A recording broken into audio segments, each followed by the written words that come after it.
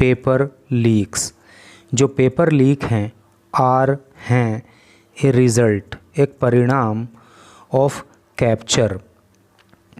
देखो, कैप्चर को जब नाउन के रूप में प्रयोग करते हैं तो इसका हिंदी अर्थ होता है कब्जा, और जब इसको वर्ब के रूप में प्रयोग करते हैं तो इसका अर्थ हो जाता है कब्जा कर लेना। ऑफ इंस्टीट्यूशंस, इंस्टीट्यूशंस का अर्थ होता है संस्थाएं। बाई बीजेपी, बीजेपी के द्वारा। सेज कहते हैं राहुल गांधी।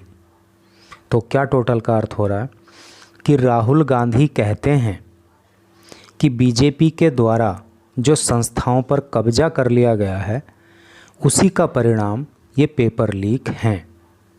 ठीक है, तो चलो पढ़ते हैं आगे। लेकिन आगे पढ़ने से पहले मैं आपसे एक क्वेश्चन पूछ लूँ जो काफ़ी इम्पोर्टेंट है और कहीं ना कहीं ज़रूर आपके काम में आएगा। अभी हाल ही में लोकसभा चुनाव संपन्न हुए। आपको बताना ये है कि ये जो लोकसभा चुनाव संपन्न हुए हैं ये कौन सी लोकसभा के लिए हुए हैं।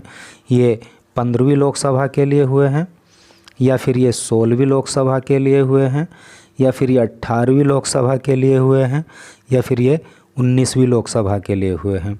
ये 4 ऑप्शन आपके सामने हैं। तो इनमें से जो भी सही आंसर हो आप कमेंट बॉक्स में उसको बताना। और अगर आपको इस क्वेश्चन का आंसर नहीं पता हो तो इस न्यूज़ में कहीं ना कहीं आपको पता लग ही जाएगा, क्योंकि इस तरह के क्वेश्चन कई बार आपके एग्ज़ाम में भी पूछ लिए जाते हैं। तो चलो पढ़ते हैं आगे। ये राहुल गांधी की एक फ़ोटो यहाँ पे दी हुई है और इधर डिटेल में क्या लिखा हुआ है अब उसको पढ़ें। The Hindu bureau, new Delhi.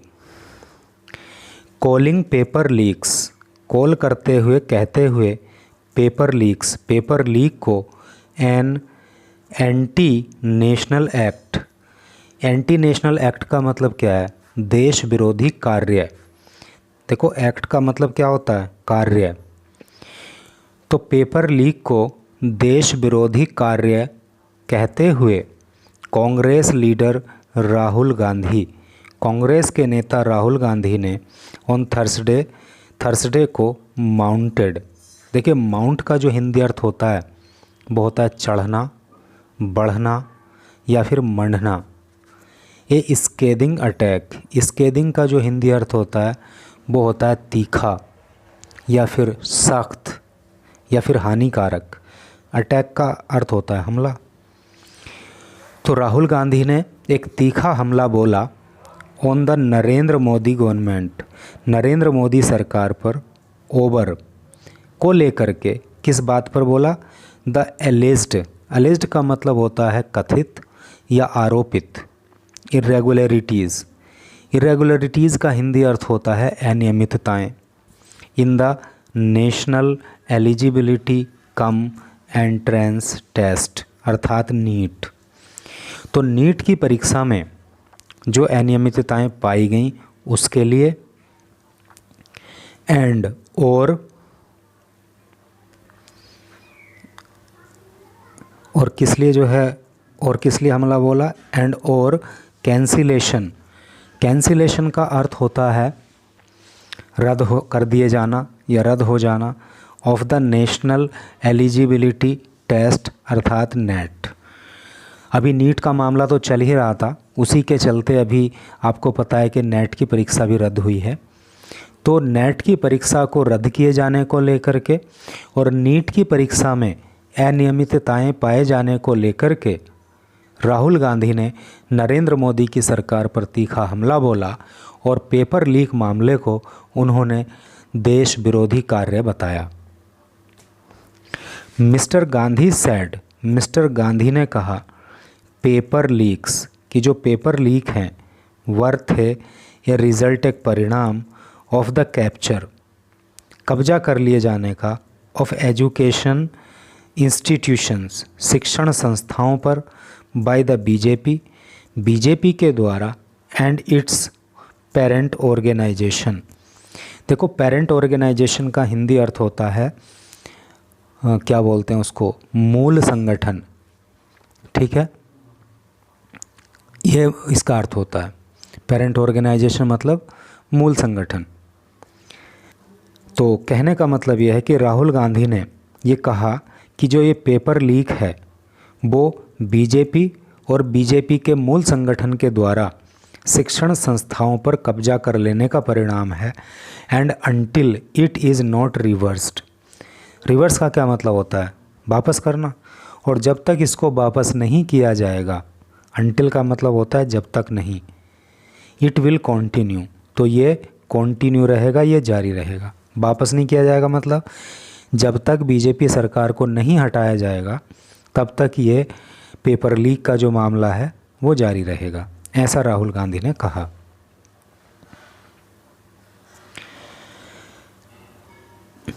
Next paragraph पढ़िए।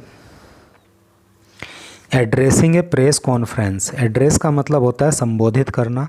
ए प्रेस कॉन्फ्रेंस को संबोधित करते हुए at the party headquarters, party के हेडक्वार्टर पर mister Gandhi said, mister Gandhi ने कहा, prime minister Narendra Modi has psychologically collapsed. Psychologically का मतलब होता है मनोवैज्ञानिक रूप से, कोलैप्स्ड का मतलब होता है ढह जाना, गिर जाना, ख़त्म हो जाना। तो एक प्रेस कॉन्फ्रेंस को पार्टी के हेडक्वार्टर पे संबोधित करते हुए राहुल गांधी ने कहा कि प्रधानमंत्री नरेंद्र मोदी मनोवैज्ञानिक रूप से ध्वस्त हो चुके हैं पोस्ट द इलेक्शन, चुनावों के बाद। एंड वॉज मोर बोदर्ड, और वो मोर बोदर्ड हैं, बोदर का मतलब होता है परेशान, और वो ज़्यादा परेशान हैं अबाउट द सर्वाइवल। सर्वाइवल का मतलब होता है अनुजीवन, जीवित रखने के लिए किस चीज़ को? हिज गवर्नमेंट, अपनी सरकार को, अर्थात वो अपनी सरकार को जिंदा रखने के लिए अधिक चिंतित हैं देन अपेक्षाकृत द फ्यूचर, भविष्य को लेकर के, ऑफ लैक्स ऑफ स्टूडेंट्स, लाखों छात्रों के, अर्थात लाखों छात्रों के भविष्य की तुलना में उनको अपनी सरकार बचाने की अधिक चिंता है। The former Congress chief mister, the former Congress chief said, farmer का अर्थ होता है पूर्व, कांग्रेस चीफ मतलब कांग्रेस के अध्यक्ष, सेड कहा, तो कांग्रेस के पूर्व अध्यक्ष ने कहा, अर्थात राहुल गांधी ने कहा, क्या कहा? Mister Modi was silent, silent का मतलब शांत, कि मिस्टर मोदी शांत थे अबाउट बारे में पेपर लीक्स, पेपर लीक के एज हिज मेन एजेंडा, क्योंकि उनका जो मेन एजेंडा है is to have his own Lok Sabha speaker, अपना स्वयं का लोकसभा स्पीकर बनाना ही उनका मेन एजेंडा है। कहने का मतलब ये है कि राहुल गांधी ने कहा कि मोदी पेपर लीक मामले में चुप हैं क्योंकि उनका मुख्य उद्देश्य जो है वो अपना लोकसभा अध्यक्ष बनाना है। The Congress leader said, Congress के नेता ने कहा, द कॉन्सेप्ट, कॉन्सेप्ट का हिंदी अर्थ होता है अवधारणा, of mister Modi, mister Modi की हैड बीन डिमोलिस्ड, डिमोलिश का अर्थ होता है ध्वस्त हो जाना, नष्ट हो जाना, नष्ट हो चुकी है इन द इलेक्शन, चुनाव में। ठीक है, चुनाव के दौरान मिस्टर मोदी की जो अवधारणा है वो ध्वस्त हो गई है, ऐसा कांग्रेस के नेता ने कहा। ही सेड, उन्होंने कहा, had it been a prime minister like Atal Bihari Vajpayee, like का मतलब तरह या जैसा, काश ये प्रधानमंत्री अटल बिहारी वाजपेयी के जैसे रहे होते और मनमोहन सिंह या फिर मनमोहन सिंह के जैसे रहे होते। हैड बिलीव्ड, जो विश्वास किया करते थे, इन ह्यूमिलिटी, ह्यूमिलिटी का मतलब होता है विनम्रता, जो विनम्रता में विश्वास किया करते थे। द गवर्नमेंट, तो ये सरकार, would have been better equipped, तो ये सरकार बेटर इक्विप्ड होती, ज़्यादा सुसज्जित होती, टू रिजोल्व दीज इश्यूज़, इन मुद्दों को रिजोल्व करने में, इन मुद्दों को हल करने में।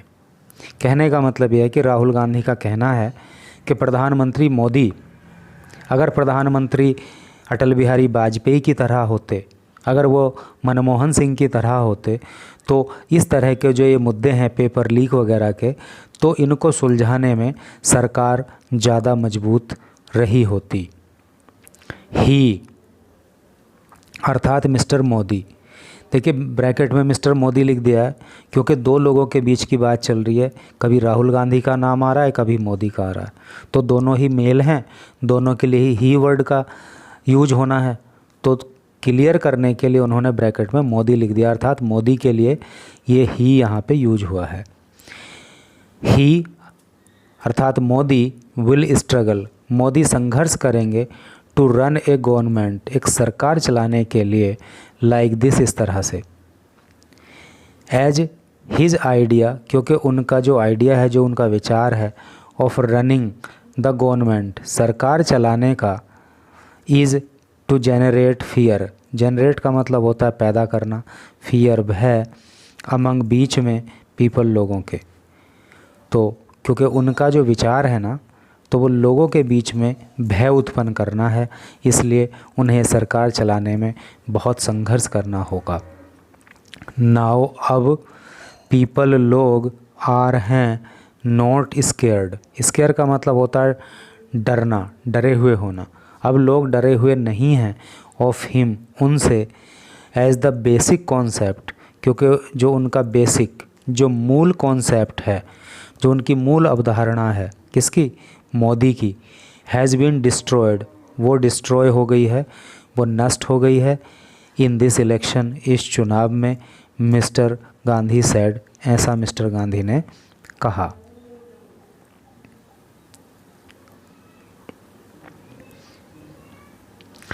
Mister Gandhi who met a delegation, mister Gandhi who जो मैट मिले ए डेलीगेशन, देखो डेलीगेशन का जो हिंदी अर्थ होता है वो होता है, ये अच्छा वर्ड है, आप इसको जो है मतलब याद करना, डेलीगेशन को, डेलीगेशन का हिंदी अर्थ होता है प्रतिनिधिमंडल।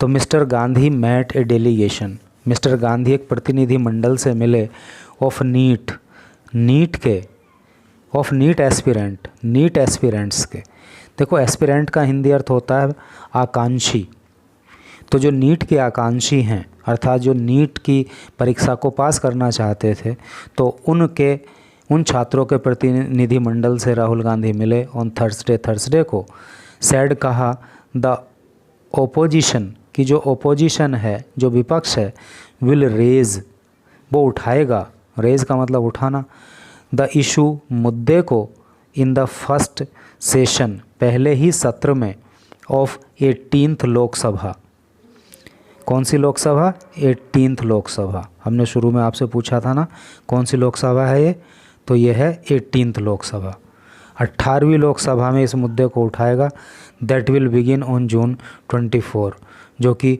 24 जून से ये सत्र स्टार्ट होगा। ठीक है, तो यहाँ आपके क्वेश्चन का आंसर मिल गया कि ये जो लोकसभा चुनाव संपन्न हुए वो 18वीं लोकसभा के लिए हुए। तो इस तरह से करके न्यूज़ थी, मैं समझता हूँ कि काफ़ी कुछ आपको सीखने के लिए मिला होगा, and thank you very much for reading this news till last.